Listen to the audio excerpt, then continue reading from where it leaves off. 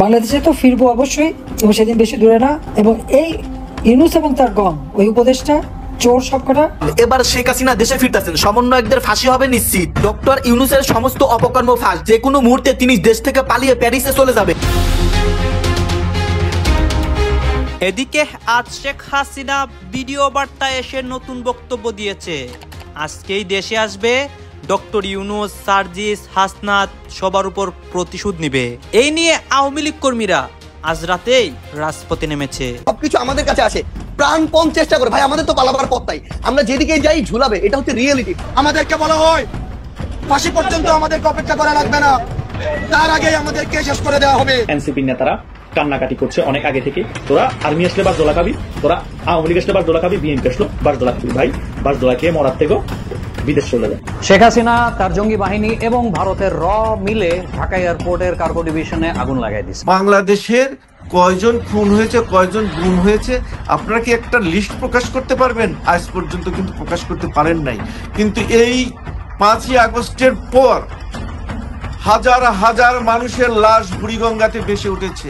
এদিকে হঠাৎ করে মহা সুখবর পেল আওয়ামী লীগ। শত দুঃসংবাদের মধ্যেও যেন আশার আলো দেখতে পেল দলটি।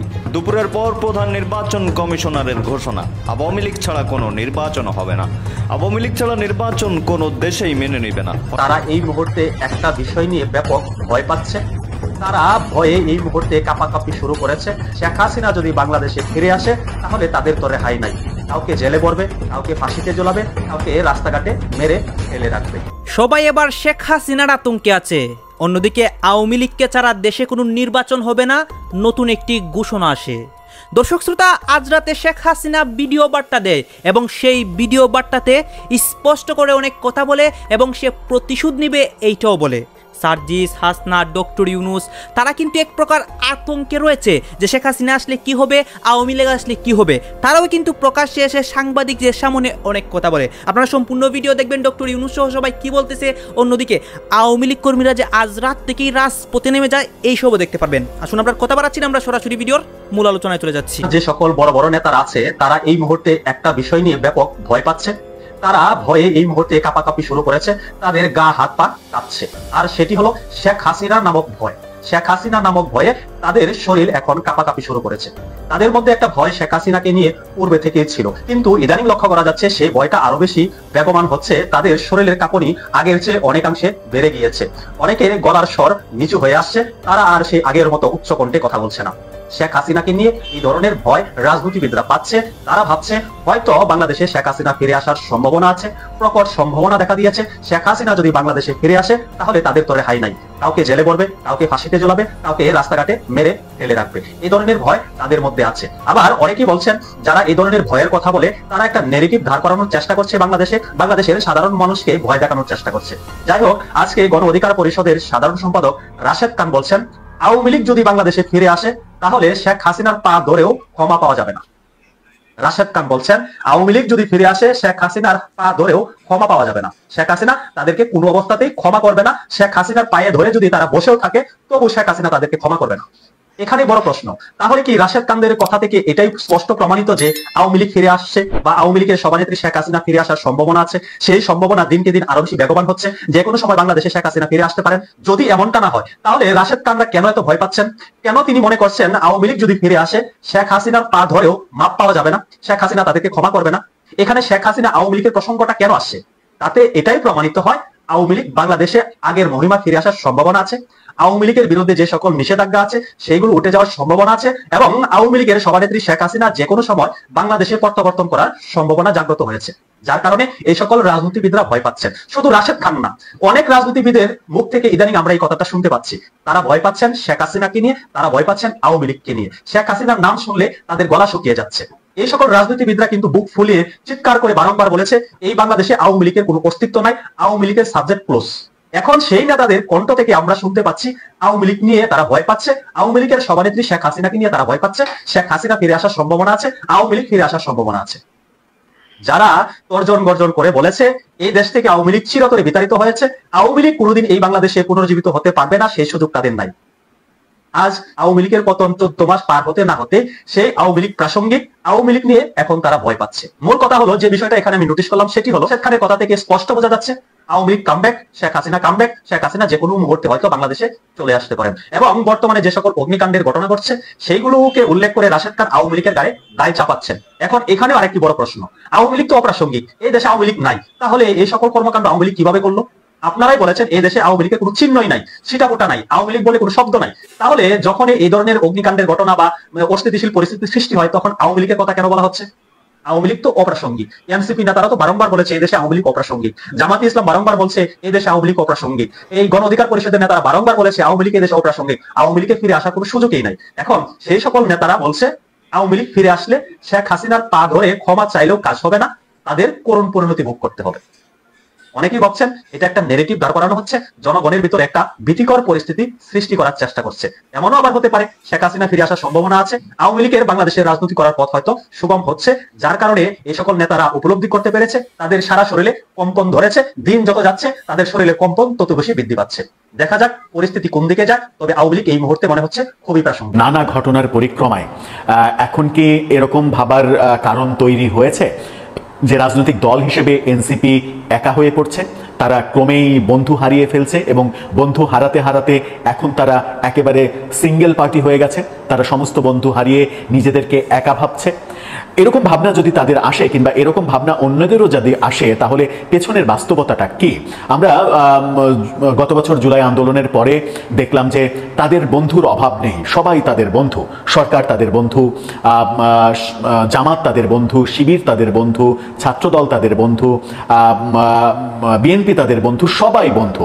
কিন্তু এই বন্ধুত্ব আস্তে আস্তে আস্তে আস্তে দেখলাম যে বিভিন্ন ঘটনার পরিক্রমায় সেই বন্ধুত্বগুলো নষ্ট হতে থাকলো। বিএনপির নেতাদের সম্পর্কে নানা রকমের বিষোদ্গারের জন্য বিএনপির সঙ্গে দূরত্ব তৈরি হলো, ছাত্রদলের সঙ্গে দূরত্ব তৈরি হলো।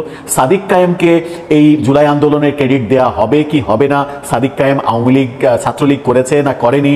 ছাত্রলীগ থেকে এসে কেন ক্রেডিট চাইবে? কেন আল জাজিরা তাকে হিরো হিসেবে উপস্থাপন করবে? সাদিক কায়েম সমন্বয়কই ছিল না? এরকম ব্যাপার সামনে নিয়ে এসে তাদের শিবিরের সঙ্গেও একটা স্পষ্ট দূরত্ব তৈরি হয়েছে। জামাতের সঙ্গে রাজনৈতিক সখ্যতা, রাজনৈতিক মাখামাখি আমরা দেখেছি, কিন্তু জামাতের সঙ্গে সেই রাজনৈতিক মাখামাখির পর্যায়ে যখন শিবিরের সঙ্গে দূরত্ব তৈরি হলো তখন দেখলাম যে জামাতের সঙ্গেও দূরত্ব তৈরি হলো। জামাতের সঙ্গে যে জোট করে আন্দোলন করার ব্যাপারটা স্থির হয়েছিল সেটা বাতিল হয়ে গেল। সেটা বাতিল হওয়ার কারণ কি? যে এনসিপির মধ্যে দুটো সক্রিয় পন্থা বিরাজ করছে। একটা পন্থা হচ্ছে ইসলামী পন্থা, আর একটা পন্থা হচ্ছে বামপন্থা। বামপন্থার যারা আছেন তারা অপেক্ষাকৃত শক্তিশালী, এই কারণে তারা কোনোভাবে জামাতের সঙ্গে সখ্যতা মেনে নিতে চাননি, সেই কারণে জামাতের সঙ্গে দূরত্ব তৈরি হয়েছে। থাকে সরকার, নানা কারণে সরকারের সঙ্গে দূরত্ব তৈরি আমরা দেখেছি। সরকারই এই দলকে পৃষ্ঠপোষকতা দিয়ে তৈরি করলেও নানা ঘটনার পরিক্রমায় আমরা সরকারের সঙ্গেও দূরত্ব তৈরি হতে দেখছি।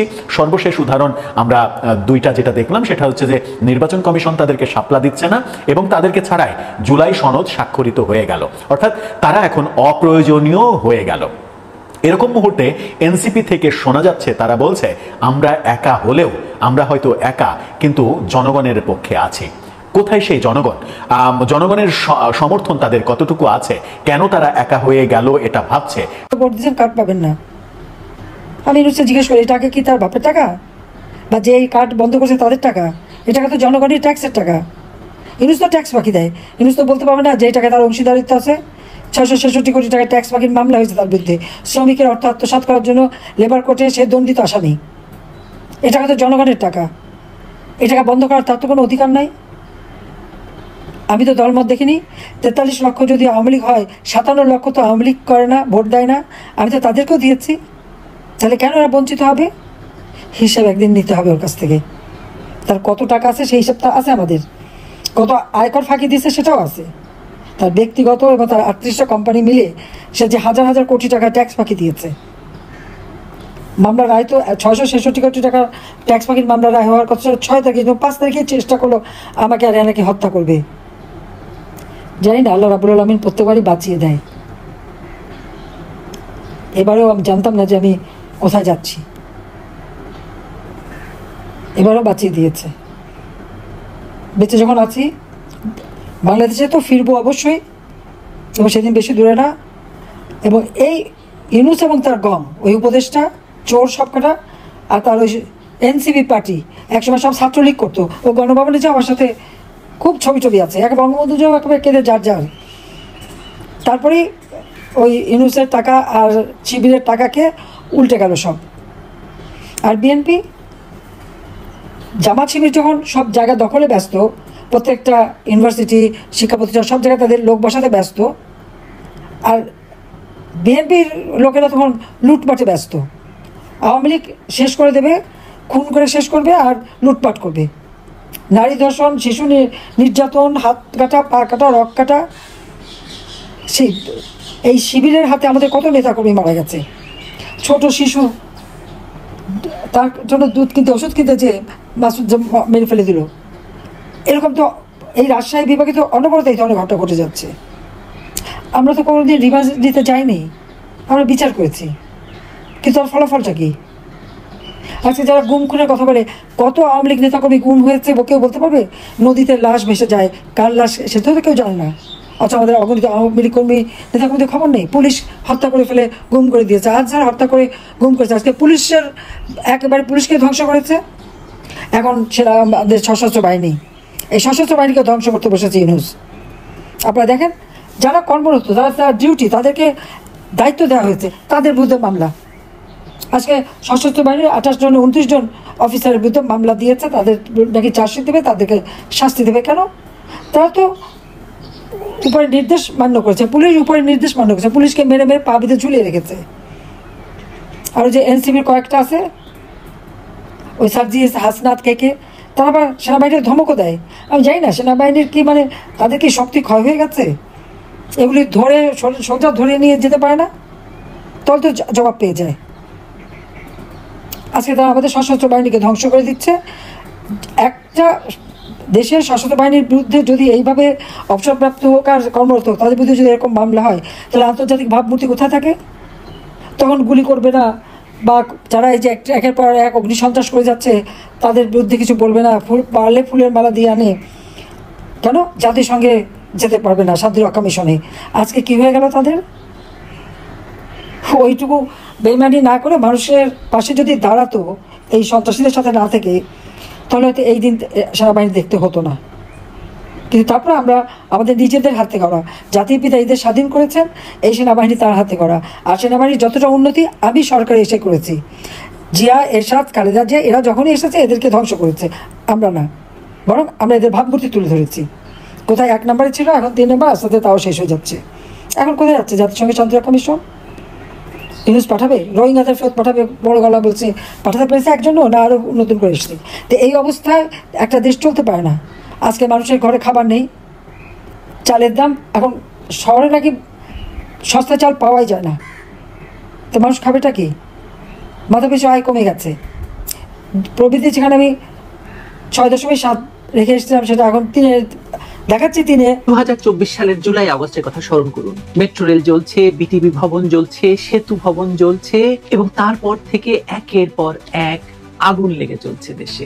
সর্বশেষ শাহজালাল আন্তর্জাতিক বিমানবন্দরের কার্গো। কেন এত আগুন? এই আগুন নিয়ে খেলা কেন খেলছে ইউনূস বাহিনী? চলুন খোঁজার চেষ্টা করি।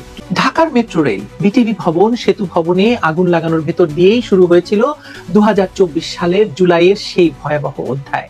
যে অধ্যায়কে কেউ কেউ বিপ্লব বলেন, কেউ কেউ অভ্যুত্থান বলেন, কিন্তু আসলে তা তো ছিল বাংলাদেশের সংবিধান, গণতন্ত্র আর রাষ্ট্রের অস্তিত্বের বিরুদ্ধে এক সন্ত্রাসী অভিযান। গতকাল টের পাননি? জাতীয় সংসদ ভবনের দক্ষিণ প্লাজায় টের পাননি যে কবর হয়ে গেছে বাংলাদেশের অস্তিত্বের? তখন মানে 2024 সালের জুলাই আগস্টে অনেকে আমরা বুঝতে পারিনি, কিন্তু এখন আর তো সন্দেহ নেই, সেই সময় যারা আগুন লাগিয়েছিল তারাই আজও একইভাবে দেশটিকে জ্বালিয়ে চলছে। 2024 সালের জুলাই ও আগস্ট মাস জুড়ে দেশের বিভিন্ন স্থানে আগুন লাগানো, গার্মেন্টস শিল্প ধ্বংস, টায়ার কারখানার নাশকতা, যশোরের হোটেলে পুড়িয়ে দেওয়া, সব ঘটনাই ছিল এই পরিকল্পিত আগুন উৎসবের অংশ। এখন যখন হযরত শাহজালাল আন্তর্জাতিক বিমানবন্দর পর্যন্ত আগুনে পুড়ছে, তখন সেটিকে বিচ্ছিন্ন ঘটনা হিসেবে দেখা মানে আপনি ইচ্ছাকৃত অন্ধ হয়ে আছেন, আপনাকে অন্ধ করে রাখা হচ্ছে। 2024 সালের জুলাই মাসে রাজধানীর মেট্রো রেল স্টেশনে আগুন লাগানো হয়েছিল একদল মুখোশধারীর হাতে। তারা দাবি করেছিল তারা নাকি স্বৈরাচার বিরোধী আন্দোলনে নেমেছে, কিন্তু বাস্তবতা কি ছিল? বাস্তবতা ছিল যে তারা জনগণের অর্থে তৈরি রাষ্ট্রীয় স্থাপনাগুলো পুড়িয়ে দিচ্ছিল।